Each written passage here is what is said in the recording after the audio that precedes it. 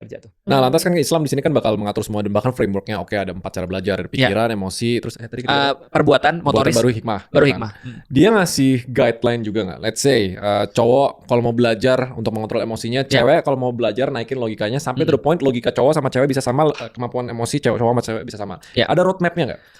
Itu dalam satu kalimat oleh Rasulullah. Rasul bilang gini, al-ilmu bita'allum wal hilmu bitahallum. Artinya ilmu itu dengan mempelajarinya dan bersabar, hilmu emosional, kecerdasan emosional dengan melatih sabar. Oke. Kayak biasa ya, tapi coba lihat ya.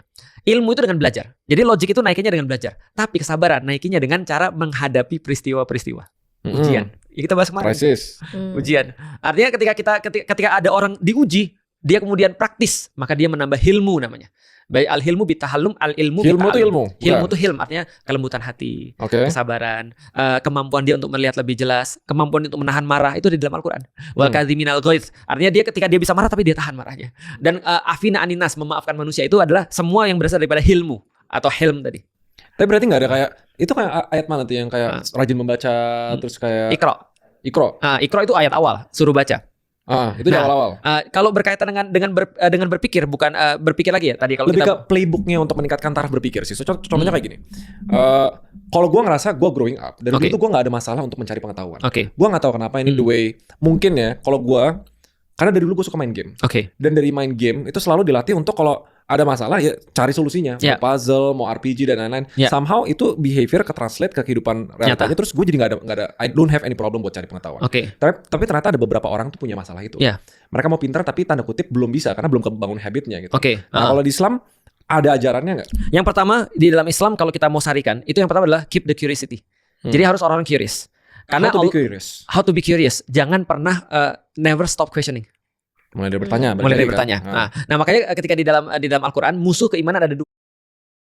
Aku udah cerita belum sih? Musuh keimanan ada dua. Satu adalah arrogance, yang kedua ignorance. Aku udah cerita ya.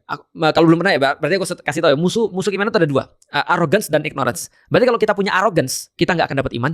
Ignorance nggak akan dapat iman. Arrogance bahasa lawannya adalah humble. Sedangkan ignorance bahasa lawannya adalah curious. Nah berarti curiosity dan humble itu akan menghasilkan iman.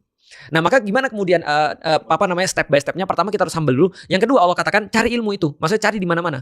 Misal contoh berjalanan di atas muka bumi, perhatikan bagaimana orang-orang kemudian dapat azab daripada Allah. Perhatikan bagaimana orang ditolong oleh Allah.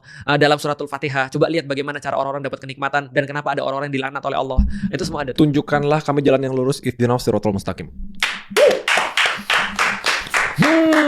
Jadi dengan kata lain secara singkat Islam tuh nyuruh kita untuk nyari informasi. Karena yang menentukan kita berpikir itu informasi. Karena orang nggak akan pernah bisa berpikir tanpa ada informasi. Misal ya di dalam Al-Quran dikatakan ketika Allah menciptakan Adam, Allah katakan nih wa 'allamal adama asma'akullaha. Allah ngajarin pada Adam nama benda-benda semuanya. Lalu kemudian dikatakan nih kerennya ya. Ini yang menandakan ayat bahwasanya manusia itu lebih tinggi daripada malaikat.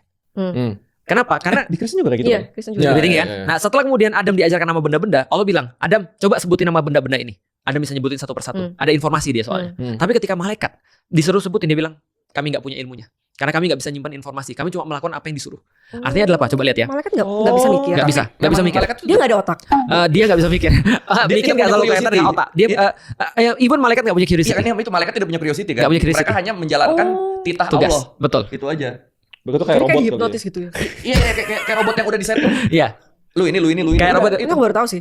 Lebih tepatnya diinstal. Tapi di Kristen di agama lain kayak gitu juga nggak? Iya. Kristen malaikat di bawahnya manusia. Manusia tuh lebih tinggi. Nah manusia lebih tinggi kan. Nah berarti itu yang kemudian dikatakan manusia itu berarti mulia karena ada apa? Kalau nggak salah. Udah lebih tinggi. Kita udah oke kita lanjutin info dia. Pak Pendeta tolong. Terus dia ngebuang ini. Kalau nggak salah ya. Ya tapi aku ya lumayan yakin lah. Nah artinya kalau kita lihat orang tuh sangat terpengaruh berpikir dengan informasi. False information leads to false thinking. Nah artinya kalau kita punya informasi yang banyak dan benar itu akan membuat pemikiran kita lebih bagus. Contoh ya, apa yang membedakan Raymond sama kemudian the rest of Indonesian? Karena dia punya lebih banyak informasi. Dan karena itulah kita udah bilang dari awal, informasi ini adalah sebuah komoditas yang paling penting sekarang. Karena menahan itu membuat orang-orang jadi bodoh sehingga dia bisa seenak-enaknya. Dan ketika itu tersebar luas, maka tidak ada injustice. Mustahil ada injustice kalau ada informasi tersebar. Kalau informasi tersebar secara merata dan semua orang mustahil ada injustice. Itu kalau itu benar. Tapi tadi gue ralat. Mungkin bukan karena gue punya banyak informasi. Sebelum gue punya banyak informasi adalah gue paling banyak bertanya yang orang lain gak berani tanya. Dan hasil daripada pertanyaan adalah? informasi. Dan ada Curiosity, benar. Iya. Curiosity. Sama gue pernah at the point, gue nggak banyak belajar. Itu di saat ego gue tinggi. Itu pas mama tuh selalu ingetin. Itu arrogance. Jadi dua-duanya harus ada, arrogance sama curiosity. Benar-benar. Arrogance itu nggak boleh ada, yang harus ada humble sama curiosity. Ada humble sama curiosity. Selama humble, iya benar. Selama humble sama curious, ya lo bakal jadi pintar. Aku sering kali mengibaratkan berpikir tuh kayak orang masak. Contoh ya, Feren masak nih. Feren masak bahannya cuma ada wortel. Bisa masak apa? Jus wortel. Jus wortel doang. Cuma satu, ada yang lain? Sate wortel. Sate wortel. Oke. Wortel rebus. Dan segala macam. Bener-bener. Tapi kalau Feren ada 2. Kan? Wortel, kentang, ada 3. Wortel, kentang, sama tulang sapi. Bisa masak apa? Tulangnya nggak dimakan. Iya, memang. Tapi bisa masak apa? Mashed potato. Terus wortelnya kemana? Loh, mashed potato tapi toppingnya wortel. Tulangnya? Tulangnya? Loh, tulangnya kan nggak dimakan. Oh, tapi kan bisa jadi alat, bisa jadi bumbu, jadi kaldu. Betul, kaldu tuh caranya dengan rebus tulang kan? Oh iya ya. Arah pertanyaannya ke sop ini sebenarnya. Jawabannya cuma 3 huruf, SOP. Itu lu jawab mashed potato, jauh banget nih. Nah, artinya lebih banyak kombinasi kan yang bisa dibuat kan? Masih banyak kombinasi kan? Iya. Nah, berpikir itu tergantung informasi. Yang kedua, tergantung cara dia mengaitkan informasi dengan fakta. Nah, berarti itu yang menyebabkan orang berbeda-beda dalam berpikir. Contoh ya, orang bisa jadi punya informasi banyak, tapi dia nggak bisa berpikir bagus. Kenapa? Karena informasinya itu tidak bisa dikaitkan dengan fakta yang dihadapin. Contoh kayak temanku ketika nanya sama kiainya, udah tau kiai kan? Kiainya ditanya, apa hukum Facebook? Emang Facebook itu apa? Kata kiainya, dikatakan sama temanku ini, itu tempat orang selingkuh, orang ketemu CLBK, orang jualan-jualan di situ nipu dan segala macam. Apa jawaban kiainya? Ya? Haram. Nah itu berpikir nggak tepat karena faktanya dia nggak tahu, tapi dia tahu informasinya nih. Ini nggak boleh, maka haram hukumnya. Tapi kalau ada orang yang bisa ngasih tahu faktanya dengan lebih bagus, maka pasti akan muncul produk pemikiran yang lebih bagus. Berarti ini sebenarnya berhubungan erat dengan tabayun ya? Tabayun itu apa? Tabayun itu check and recheck. Iya, lebih tepatnya berkaitan dengan critical thinking. Iya. Karena critical thinking itu adalah kemampuan untuk menganalisa fakta dan kemudian menghubungkan dengan informasi di kepala kita.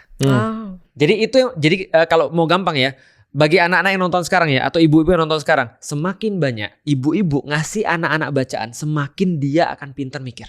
Iya. Itu korelasi positif. Korelasi positif. 100%. Gak ada guna orang berpikir doang kalau gak ada purpose. Nah maka purpose itu adalah sesuatu yang lebih penting daripada thinking. Betul itu. Purpose. Tapi kadang-kadang purpose juga tergantung dia thinking sih. Iya.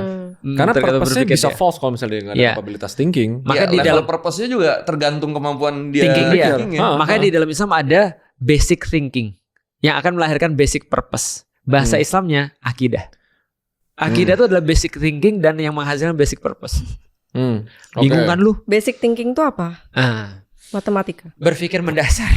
Buat lengkap tentang akidah ada di halaman 8 di buku Islam Ismi. Akidah ini. Jadi ada berpikir mendasar yang menghasilkan sebuah kemudian kayak sebuah cara kemudian kaidah mendasar juga tujuan mendasar di dalam kehidupan, yaitu adalah akidah itu. Nah itu sebenarnya. Nah kalau di hal-hal duniawi ya, kalau di bisnis, dunia startup gitu-gitu, orang pinter, orang yang punya purpose, orang punya vision, tapi tetap kurang satu biasanya. Ini muncul komunitas baru, yaitu courage. Keberanian untuk bertindak. Nah itu ada nggak di Islam? Courage, misalnya contoh kayak apa courage nih? Contohnya keberanian untuk bertindak gitu loh. Karena banyak orang yang sebenarnya pintar, baik, mampu, tapi nggak mau, punya purpose, nggak melakukan karena nggak berani. Nah, itulah level ketiga action itu tadi. Karena dari tidak tahu menjadi tahu, dari mau menjadi mau, dari tidak bisa menjadi bisa. Bisa menjadi bisa tuh ada courage di dalamnya. Karena untuk jadi bisa kan, harus dengan keberanian kan. Benar, dan setiap keputusan ada konsekuensi. Menanggung konsekuensi itu perlu courage. Di dalam Islam itu kita bisa contoh kayak gini ya. Nih, Rasulullah ketika pertama kali nginsal pada para sahabat itu menginsal dulu dari tidak tahu menjadi tahu. Kemudian dari tidak mau menjadi mau. Sudah dua ini gabung jadi satu, dia sudah punya basic thinkingnya udah selesai, kemudian basic purpose-nya udah selesai, mereka jadi orang-orang pejuang. Aktivis lah gampangnya kalau zaman sekarang. Terus Rasul suatu hari bilang, siapa yang mau bacain Quran kepada orang-orang kafir Quraisy? Itu satu orang muncul, ya kan? Iya. Namanya Abu Zar Al-Ghifari. Ini orang preman dulunya, tapi udah yakin dengan Islam. Dia bilang, aku yang mau. Terus mereka bilang, kamu yakin? Itu aja Umar bin Khattab aja dan Utsman masih mikir-mikir. Padahal mereka adalah kaum bangsawan, orang Quraisy. Mereka terhormat, itu aja takut digebukin. Dia bilang, aku nggak takut. Berarti dia punya courage kan ya? Dia siap. Courage itu maknanya apa definisinya? Keberanian adalah sebuah kemampuan untuk menanggung setiap konsekuensi daripada perbuatanmu. Nah itu kan courage. Sebenarnya yang orang takut tuh bukan takut bertindak, takut konsekuensinya. Iya. Courage adalah konsekuensi. nikah karena dia nggak sanggup dengan konsekuensi nikah dia. Benar. Maka courage itu muncul dari mana? Dari basic thinking itu. Dengan courage. Sebenarnya yang orang takut tuh bukan bertindak, takut konsekuensinya. Iya. Courage adalah konsekuensi. Kenapa orang takut nikah? Karena dia nggak sanggup dengan konsekuensi nikah dia. Benar. Maka courage itu muncul dari mana? Dari basic thinking itu. Nah itu sebenarnya. Menanggung konsekuensi. Ini salah satu contohnya. Cara melatih basic thinking. Cara melatih basic thinking. Nah, di dalam buku itu aku sampein bahwasanya akidah itu muncul daripada dua, ilmu dan bukti. Oh, ada. Halaman 8, halaman